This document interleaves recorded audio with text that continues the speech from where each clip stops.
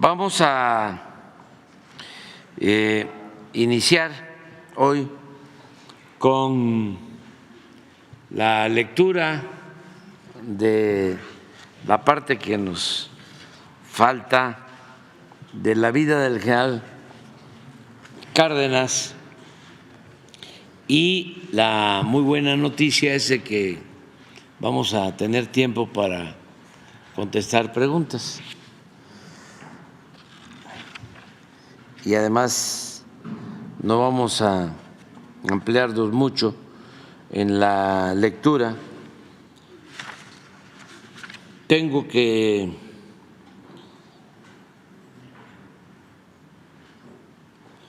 ver con mucho cuidado ya el texto porque están los del INE muy estrictos, están como la Inquisición. Ahora, fíjense, acaban de resolver que yo no hable aquí de oligarquía corrupta.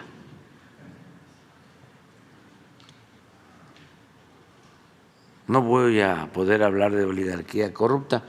¿Me van a ayudar ustedes a buscar un sinónimo?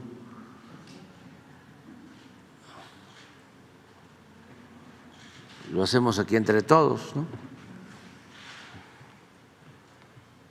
Podría ser mafia del poder.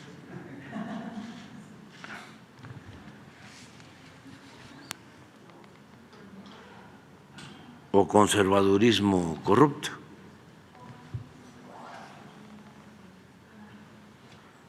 Bueno, ya vimos ayer cómo el general Cárdenas, con una mecánica política extraordinaria de apoyar a campesinos, a obreros, de organizar a el pueblo, lleva a cabo la recuperación de bienes nacionales con el respaldo de la gente. Si se ve en la historia, hay una diferencia en la estrategia que aplica el presidente Madero y la que aplica el presidente Cárdenas. El presidente Madero es un hombre con ideales libertarios, un demócrata que incluso se adelanta a su tiempo.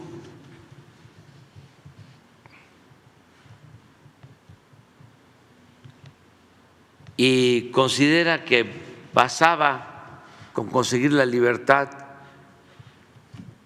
para que se llevara a cabo la transformación del país. Aun cuando sí estaba consciente de hacer justicia en lo agrario, en lo laboral, porque sí se propone resolver el asunto agrario para cumplir lo que se estableció en el Plan de San Luis, cuando se llamó al pueblo a tomar las armas. En el artículo 3 del Plan de San Luis se habla de que se iban a recuperar las tierras, se iban a restituir las tierras que injustamente los hacendados le habían arrebatado a los pueblos. Ya cuando se llega a la presidencia, esa demanda no se cumple y empiezan a buscar opciones alternativas y lo más que se propuso era entregar tierras nacionales a los campesinos, pero sí había una intención, no igual que como lo plantearon originalmente en el Plan de San Luis y como lo demandaba Zapata.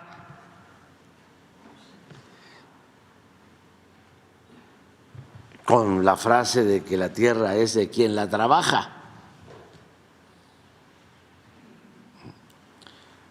Pero bueno, sí, Madero avanzó en eso. Intentó resolver el problema agrario.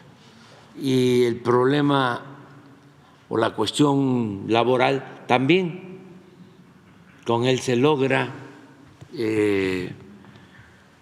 que se vaya reglamentando lo de un salario mínimo con Madero y se logra también que los trabajadores ferroviarios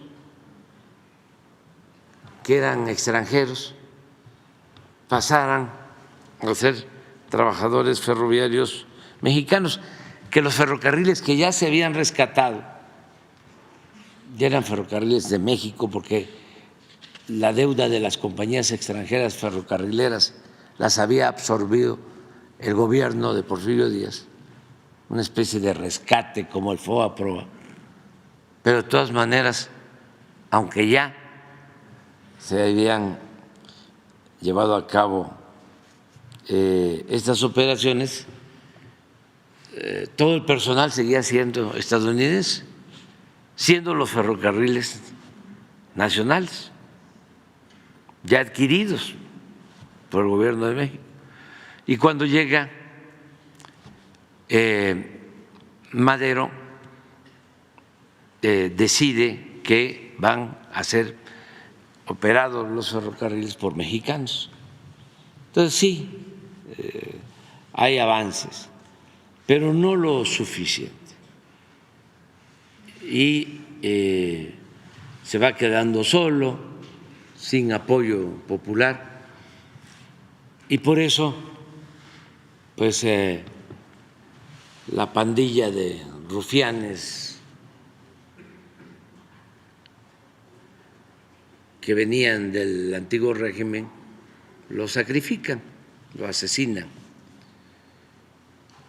El general Cárdenas no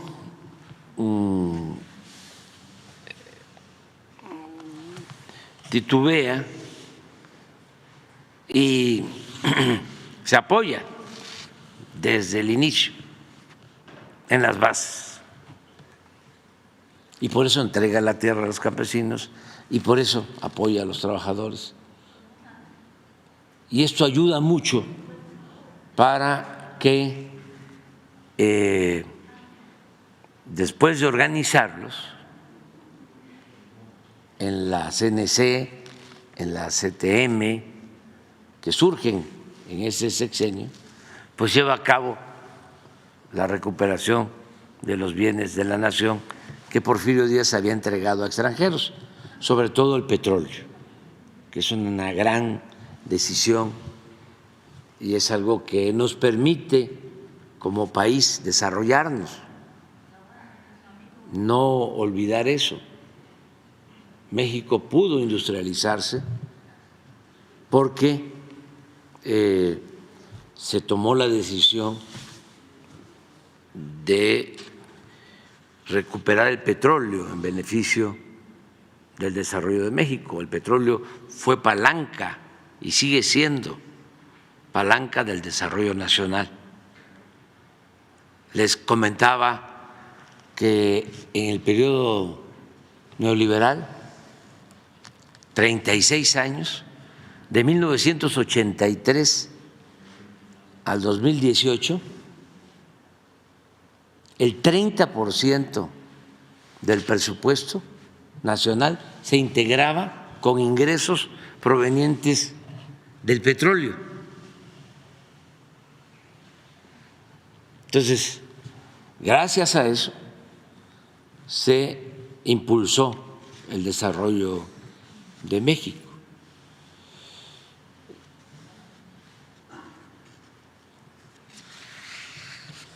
De modo que tenemos muchas enseñanzas en nuestra historia.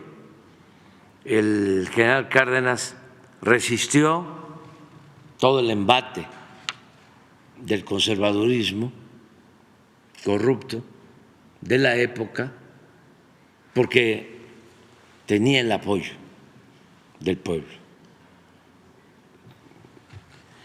Y esa es una lección.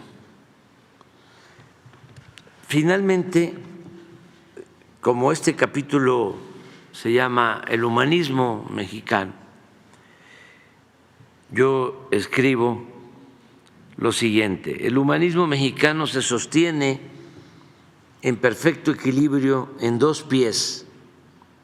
Uno es el de la gran herencia cultural prehispánica que nos alimenta de virtudes excepcionales como la fraternidad, la libertad, la justicia y la honestidad. Y el otro es el de la política con dimensión social y carácter público que llevaron a la práctica, como en pocos lugares del mundo, nuestros próceres abnegados y ejemplares. En esta breve historia hay enseñanzas mayores. La principal es que solo con el apoyo de las mayorías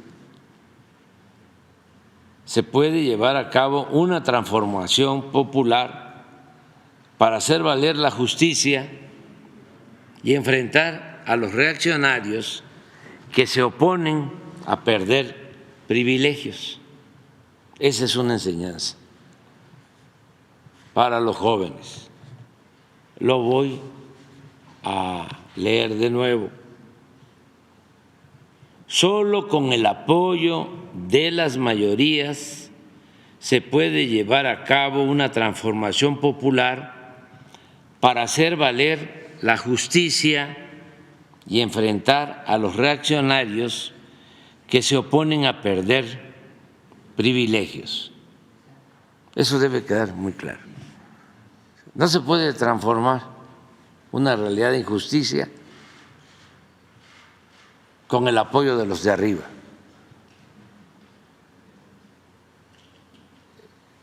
Eso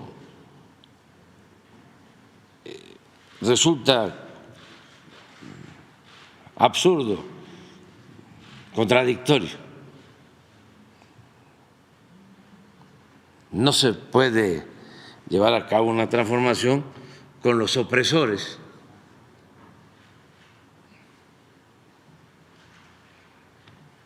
Es un contrasentido. ¿Con quién se transforma? Pues con el pueblo.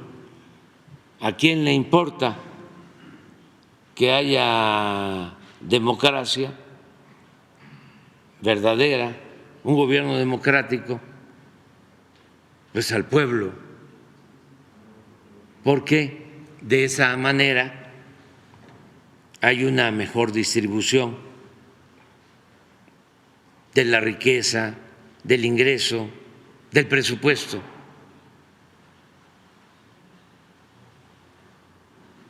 Por eso, hoy de nuevo exclamamos a los cuatro vientos: nada de zigzaguear,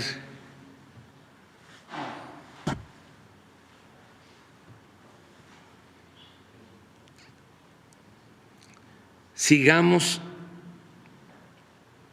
anclados en nuestros principios,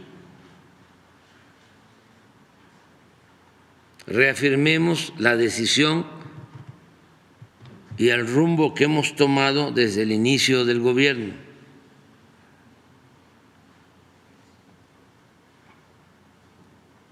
No a las medias tintas, a la indefinición.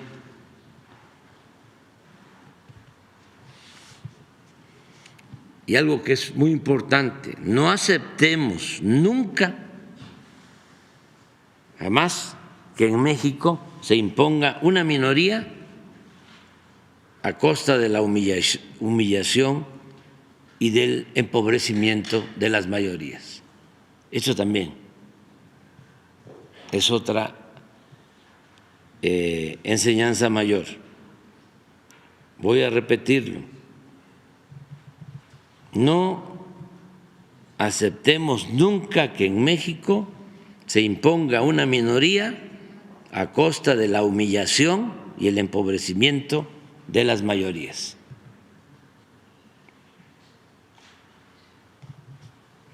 El humanismo mexicano que postulamos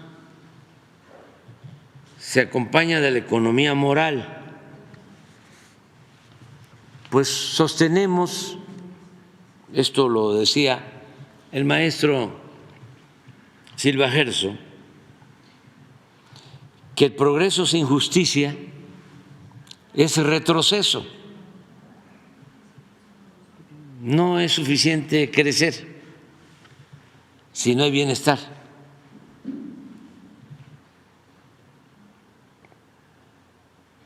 Decía una consigna de nuestros tiempos de estudiantes: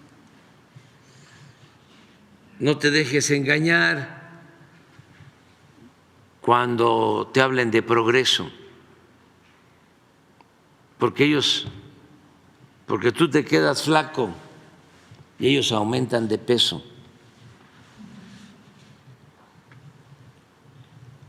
Es progreso con justicia, crecimiento con bienestar, desarrollo. Antes se usaba más la palabra, el término, el concepto desarrollo. Cuando se impuso el modelo neoliberal, en vez de desarrollo se empezó a hablar de crecimiento. Y el crecimiento, pues, significa más acumulación de riqueza de un país, de una nación, pero no necesariamente una mejor distribución de esa riqueza. Puede ser que se esté produciendo más riqueza, pero se acumula en unas cuantas manos. Ya hemos visto cómo en la época de Salinas, cuando empiezan las privatizaciones, cuando empiezan a entregar los bienes de la nación a particulares, de repente se constituye un grupo compacto, una nueva oligarquía. Llega a estar México en el cuarto lugar en multimillonarios en el mundo, pero al mismo tiempo, en ese periodo, cuando se están transfiriendo bienes nacionales, bienes del pueblo a particulares cercanos a Salinas, es cuando hay más desigualdad en nuestro país. Entonces, sí al crecimiento económico, pero con bienestar. Nuestra tesis es que no basta el crecimiento económico, sino que es indispensable la justicia social. En la nueva política económica, moral y social que hemos aplicado desde el principio de nuestro gobierno, se ha desechado la obsesión tecnocrática de medirlo todo en función de indicadores de crecimiento que no necesariamente reflejan las realidades sociales, que es lo que estamos comentando. Nosotros consideramos que lo fundamental no es cuantitativo, sino cualitativo, es decir, la distribución equitativa del ingreso y de la riqueza. el fin último de un Estado es crear las condiciones para que la gente pueda vivir libre y feliz, libre de miserias y de temores.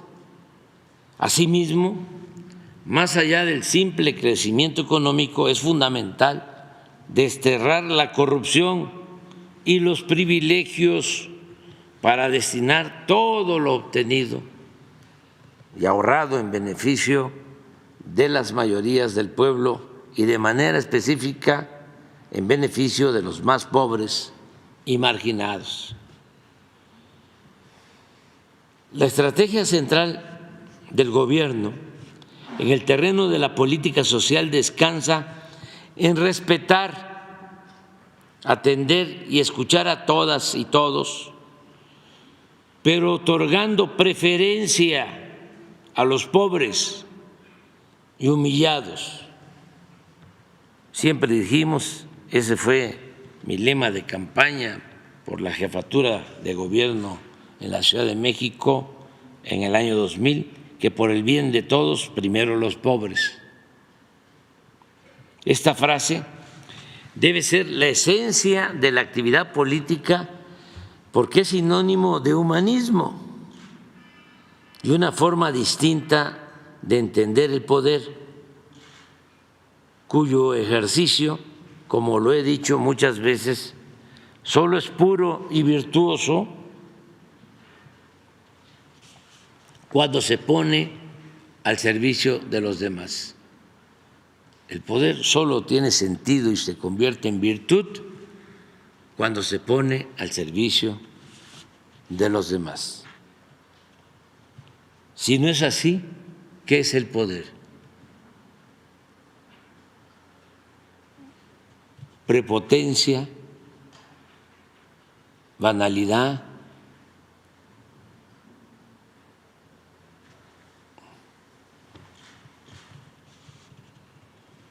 fantochería,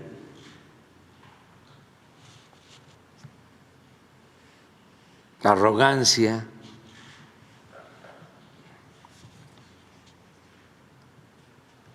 clasismo, racismo, discriminación. Pero atender a los más pobres es también, esto es interesante, por si fuese poco, ir a la segura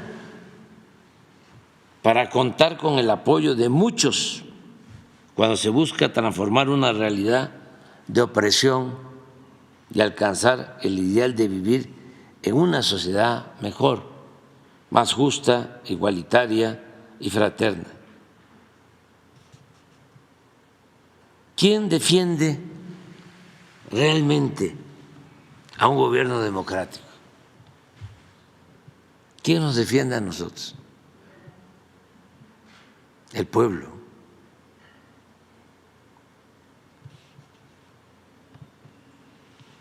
El pueblo, básicamente el pueblo. Ni modo que nos defiendan los de la cúpula del poder económico o político. Ricardo Flores Magón dejó muchas enseñanzas y tenía una frase que me gusta mucho y la repito y la seguiré repitiendo. Decía, solo el pueblo puede salvar al pueblo.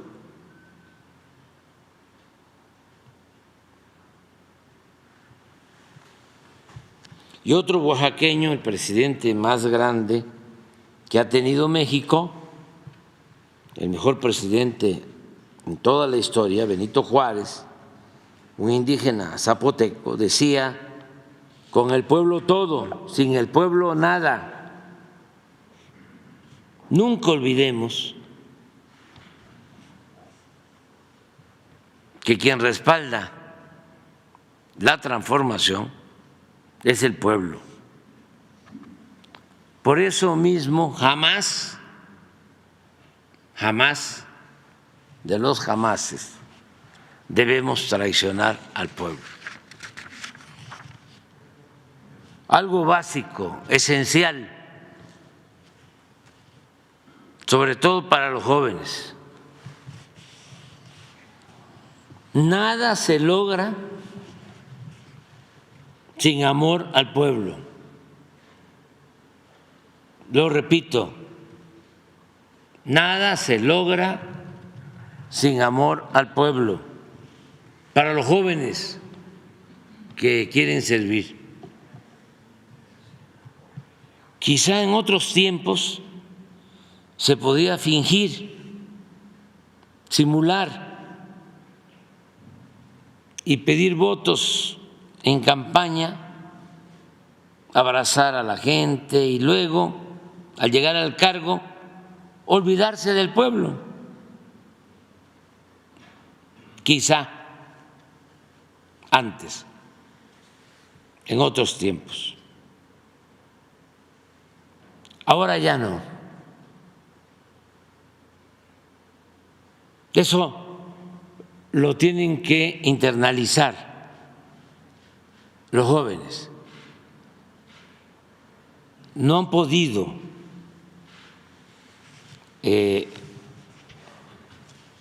aceptarlo los de más edad en estos tiempos. Les cuesta mucho.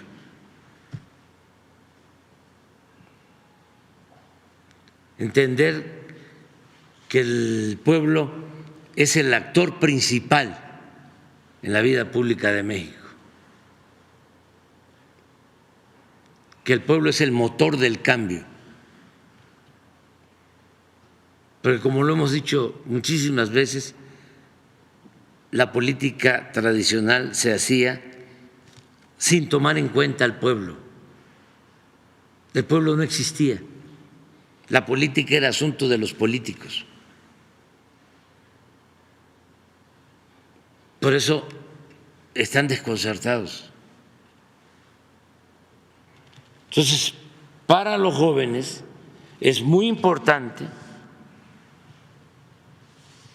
entender que si quieren dedicarse al noble oficio de la política, no deben olvidar que lo principal es tenerle amor al pueblo, querer al pueblo, cultivar un profundo amor al pueblo.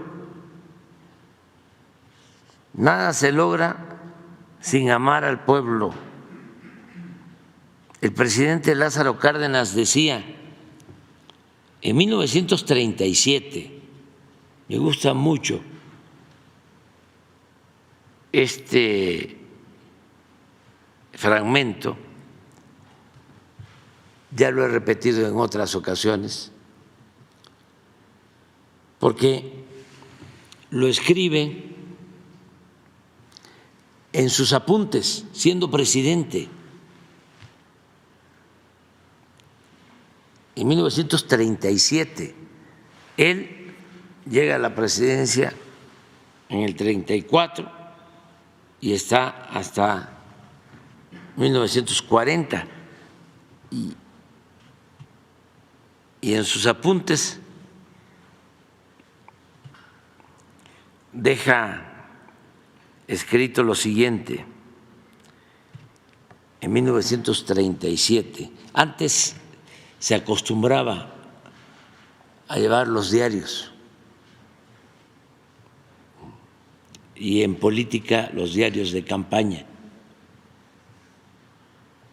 Decía que le mortificaba, lo cito, conocer el verdadero fondo moral de muchos servidores públicos al observar en sus semblantes el disgusto que les causaba la demanda de auxilio o de justicia de la gente pobre.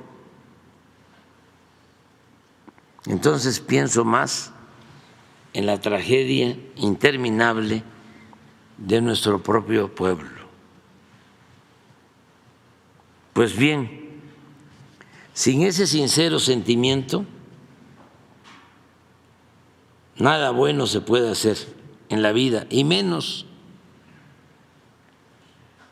en la política, que contrario a lo que se suele pensar, es uno de los oficios más nobles y de la más alta jerarquía espiritual.